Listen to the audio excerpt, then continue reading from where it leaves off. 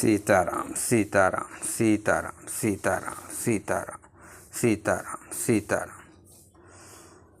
चारों ओर देश डालकर और मालियों से पूछकर वे प्रसन्न मन से पत्र पुष्प लेने लगे।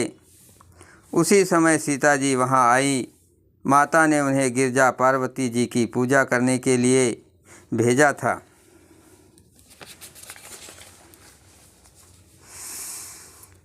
साथ में सब सुंदरी और सयानी सखियां हैं जो मनोहर वाणी से गीत गा रही हैं। सरोवर के पास गिरजा जी का मंदिर सुशोभित है, जिसका वर्णन नहीं किया जा सकता। देखकर मन मोहित हो जाता है।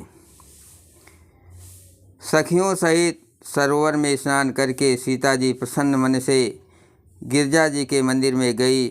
उन्होंने बड़े प्रेम से पूजा की और अपने योग्य सुंदर वर मांगा। एक सखी सीता जी का साथ छोड़कर फुलवाड़ी देखने चली गई थी। उसने जाकर दोनों भाइयों को देखा और प्रेम में विह्वल होकर वो सीता जी के पास आई। श्री रामचरितमानस बालकांड दोहा चौपाई अर्थ सहित अवश्य श्रवण करें। देवी पूज्य पद कमल तुम्हारे रामा, सुर नर मुनि सब होय सुखारे सिय रामा। तासु दशा देखी सखिन पुलक गात जलु नयन, कहु कारण निज हरस करे पूछे सब मृदु बैन। सखियों ने उसकी दशा देखी कि उसका शरीर पुलकित है और नेत्रों में जल भरा है। सब कोमल वाणी से पूछने लगे कि अपनी प्रसन्नता का कारण बता। देखन बागु कुंवर दुई आए, बै किशोर सब भांति सुहाए। श्याम गौर किमि कहो बखानी, गिरा अनयन नयन बिनु बानी। उसने कहा, दो राजकुमार बाग देखने आए हैं कि किशोर अवस्था के हैं और सब प्रकार से सुंदर हैं। वे सांवले और गोरे रंग के हैं। उनके सौंदर्य को मैं कैसे बखान करूं? वाणी बिना नेत्र की है और नेत्रों के वाणी नहीं है। सुने हर खी सब सखी सयानी, सियहि अति उत्कंठा जानी। एक कहे नपसुत तेहि आली, सुने जे मुनि संग आए काली।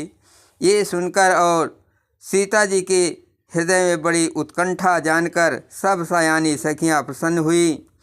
तब एक सखी कहने लगी, हे सखी, ये वही राजकुमार हैं जो सुना है कि कल विश्वामित्र मुनि के साथ आए हैं।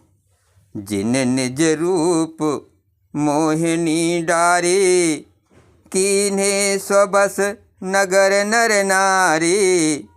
बरनत छब जहाँ तहाँ सब लोगो, अवश्य देख अहि देखन जोगु। और जिन्होंने अपने रूप की मोहिनी डालकर नगर के स्त्री पुरुषों को अपने बस में कर लिया है, जहाँ तहाँ सब लोग उन्हीं की छवि का वर्णन कर रहे हैं। अवश्य चलकर उन्हें देखना चाहिए, वे देखने ही योग्य हैं। तासु बचन यति सियहि सुहाने, दरस लाग लोचन अकुलाने। चली उग करि प्रिय सखि सोई, प्रीत पुरातन लखै न कोई। उनके वचन सीता जी को अत्यंत ही प्रिय लगे और दर्शन के लिए उनके नेत्र अकुला उठे। उसी प्यारी सखी की ओर आगे करके सीता जी चली। पुरानी प्रीत को कोई लख नहीं पाता। देवी पूज पद कमल तुम्हारे रामा, सुर नर मुनि सब होय सुखारे सिय रामा। सुमिर सिय नारद बचन, उपजी प्रीत पुनीत। चकित बिलोकत सकल दिस, जन शिष मृगी सबीत। नारद जी के वचनों का स्मरण करके सीता जी के मन में पवित्र प्रीति उत्पन्न हुई। वे चकित होकर सब ओर इस तरह देख रही है मानो डरी हुई मृग छौनी इधर उधर देख रही हो। कंचन किंकिनी नूपुर धुनि सुनी, कहत लखन सन राम हृदय गुनी। मानहु मदन दुमदुभि दीनी, मनसा विश्व विजय कह कीन्ही। कंकड़, हाथों के कड़े, करधनी और पाजेब के शब्द सुनकर श्री रामचंद्र जी हृदय में विचार कर लक्ष्मण जी से कहते हैं, ये ध्वनि ऐसी आ रही है मानो कामदेव ने विश्व को जीतने का संकल्प करके डंके पर चोट मारी है। अस कहीं फिरी चितैते ही उरा, सिय मुख शशि भये नयन चकोरा। भये बिलोचन चारु अचंचल, मनहु सकुच जिम तजे दिगंचल।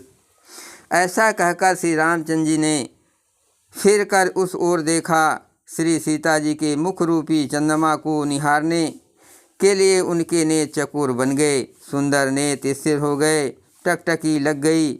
मानो निमि जनक जी के पूर्वज ने, जिनका सबकी पलकों में निवास माना गया है, लड़की दामाद के मिलन प्रसंग को देखना उचित नहीं, इस भाव से सकुचाकर पलकें छोड़ दी, पलकों में रहना छोड़ दिया, जिससे पलकों का गिरना रुक गया। देख सिय शोभा सुख पावा, हृदय सराहत बचनु नावा।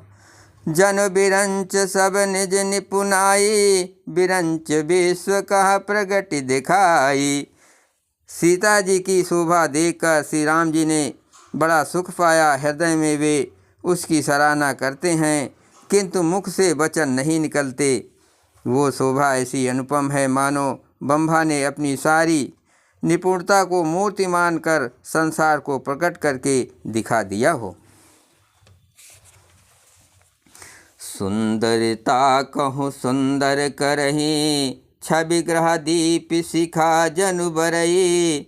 सब उपमा कवि रहे जुठारी, कहि पट तरो विदेह कुमारी। वो सीता जी की शोभा सुंदरता को भी सुंदर करने वाली है। वो ऐसी मालूम होती है मानो सुंदरता रूपी घर में दीपक की लौ जल रही हो। अब तक सुंदरता रूपी भवन में अंधेरा था, वो भवन मानो सीता जी की सुंदरता रूपी दीप शिखा को पाकर जगमगा उठा है, पहले से भी अधिक सुंदर हो गया है। सारी उपमाओं को तो कवियों ने झूठा कर रखा है, मैं जनक नंदिनी श्री सीता जी की किससे उपमा दूं।